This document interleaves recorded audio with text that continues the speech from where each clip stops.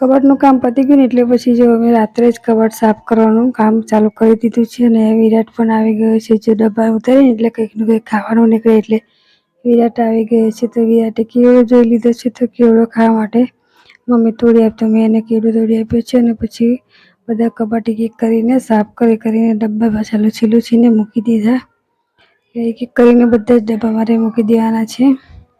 આ બધા જ કબાટ અત્યારે જ સાફ કરી દેવાના છે. જો એક કબાટ તમારું સાફ થઈ ગયું હવે બીજું કબાટ પણ ધીરે ધીરે કરીને સાફ કરી દેશે. આ બધું કામ કરતાં કરતાં મારે રાત્રે છે ને 11 વાગી ગયા હતા. તો થોડું થોડું કરીને બધું સાફ કરી દીધું. પછી જો હજી તો મારે કબાટનું ડેકોરેશન કરવાનું બાકી છે. બધા ડબ્બા ને બધું નવું લાવવાનું છે. તો અત્યારે જે જૂના છે એ જ પાછા ગોઠવીને મૂકી દેવાના છે. એક એક કરીને બધા જ કબાટ મેં સાફ કરી દીધા છે. અને હવે થઈ ગયું છે સવારમાં મારે બનાવવાનું હતું બાળકો માટે નાસ્તો. તો આજે મેં ચા બનાવી દીધી છે ને એક બાજુ ઇડલી પણ બનાવવા માટે મૂકી દીધી છે. બાળકો ઉઠી ગયા છે અને નાહી ધોઈ રહ્યા છે ત્યાં સુધી ઇડલી ચા નાસ્તો હું બનાવી દઈશ. ચા પણ મારી એક બાજુ થઈ રહી છે ને એક બાજુ ઇડલી પણ થવા આવી છે.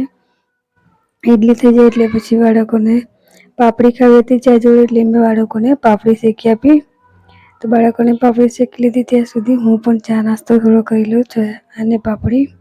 તો હું પણ બેસી ગઈ છું ચા અને પાપડી ખાવા માટે. પછી હજુ ઇડલી મારી થઈ ગઈ હતી ને એટલે પછી ઇડલીનો મેં વઘાર કરી દીધો મસ્ત મજાનો.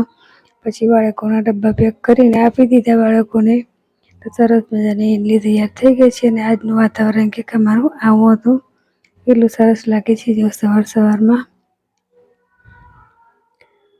સવારનું વાતાવરણ જોઈએ એટલે મન પ્રફુલ્લિત થઈ જાય. પછી ત્યાં તો આવી ગયો મોર એટલે મોરનું પણ મેં થોડી વિડીયો ઉતારી દીધી. કેટલું લીલું લીલું મસ્ત થઈ ગયું છે ડાંગરનું દરું. પછી અહીંયા મેં કાવ્યાને રેડી કરી દીધી. કાવ્યા, અનુષ્કા અને દ્રષ્ટિને પણ રેડી કરી દીધી.